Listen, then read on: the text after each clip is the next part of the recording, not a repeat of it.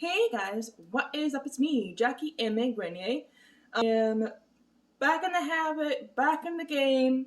I know it's been quite a while since my last video upload, much longer than I have originally planned, but quite a bit of things happened. A whole collage of things, personal things, family things, things to do with work, but now things have finally started to settle down.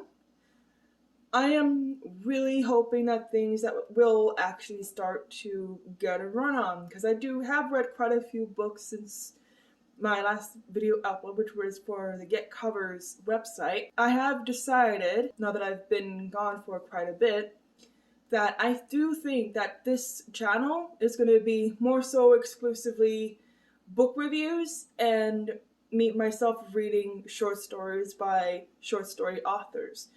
Now, the reason for that is I'm just not published yet, and not only that, I'm still trying to figure everything out as I write the series. I've been quite busy writing the second book, editing it now, and going to have to go through the first book at least a couple more times, but it should be fine. But today, I do want to talk about a book that made me mad, but I also enjoyed it, if that makes sense, because everyone always has that kind of book in their collection.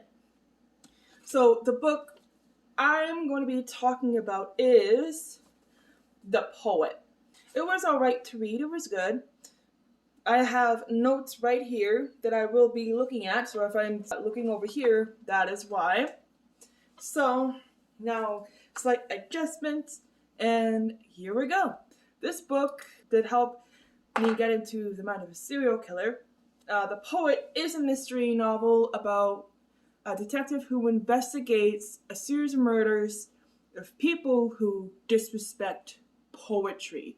Now, Detective Samantha Jazz follows cryptic poems left on the crime scenes, where the excerpts are pulled from famous poets, from Edgar Allan Poe to a whole other collage of poets from way back then to today. She just feels that on many levels that she is getting close to the culprit, to the suspect. She's far from it, dude. She always lets her pride get in the way, and it ends up costing people their lives. What I do like about this book is the conflict of doing what is right and following orders.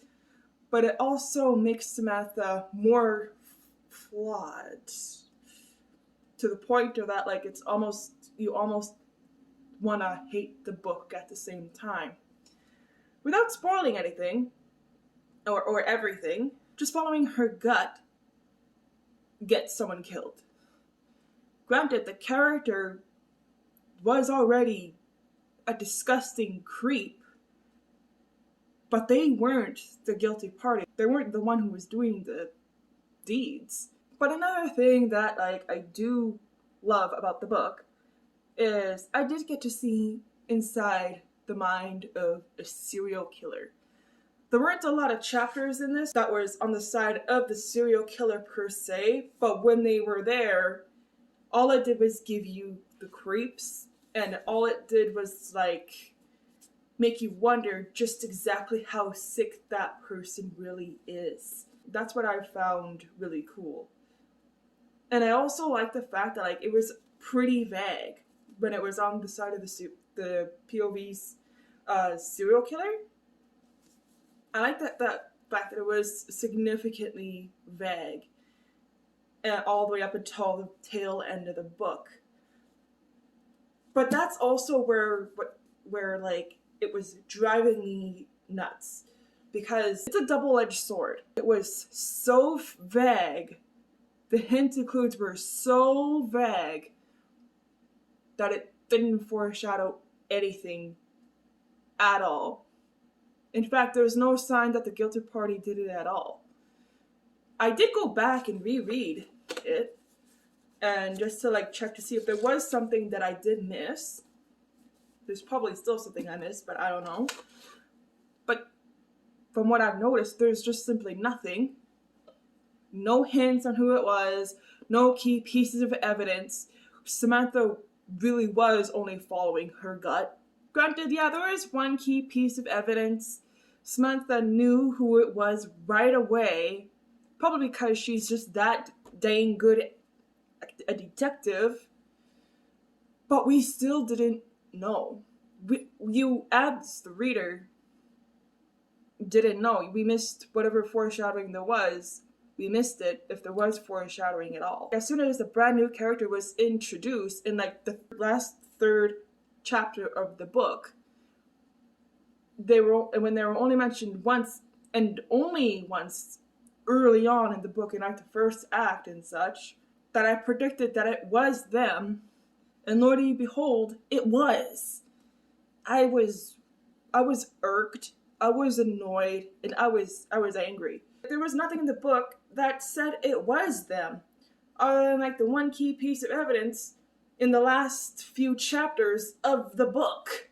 Unless, of course, there is something that I missed in the book. I just didn't simply know. But the book did have some good parts, some really good parts, but there were also mediocre parts. And the plot twist at the end just made the mediocre parts that much worse, I think. It was an okay book. It was a good book overall. There are some parts that I did thoroughly enjoy.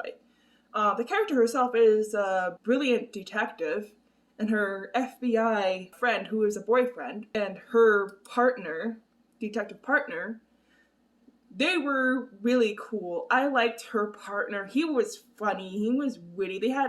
He and Samantha had really awesome, great detective banter as well. That's the part that made me feel like it was like a buddy cop book almost. And it was a lot of fun because they were together most of the book. I liked them, and I liked the supporting characters as well. I really loved the insertion of a rookie from the military who was like so new on the force. Like he's just trying to be a good guy. He's just trying to learn. He's just trying to be an even better detective. Like he's trying to follow the protocols, but once in a while he'll accidentally skip right into the military protocol, which, by the way, fun fact, is completely different in the police force. I like the book for its characters. I love the characters. And like they were diverse in personality, and they also have like many other super awesome traits about them. They were just a lot of fun for me to really connect with. As for the serial killer, the method itself that he used was different for all of them, but his telltale sign was, like I said, an excerpt. That was the part that was intriguing to me in the story. Granted, yeah, the plot twist at the end did make me mad. I'm not going to deny that. It made me mad. It made me want to throw the book at the wall. I actually threw it on the floor, which is probably why it looks like this. That's where this part came from. But it was a good book. For those who do want a good mystery, I would recommend this if they just want to connect with mystery characters and stuff like that. But all in all, because the plot twist did ruin it for me, because there's just no foreshadowing or anything like that, there were mediocre parts throughout the book as well. But I love the characters, and I do like the serial killer. And Detective Samantha Jazz was a brilliant detective. All in all, I would give this book 3.5 out of 5 creeps. Yes, I said it. That is all for today, you guys.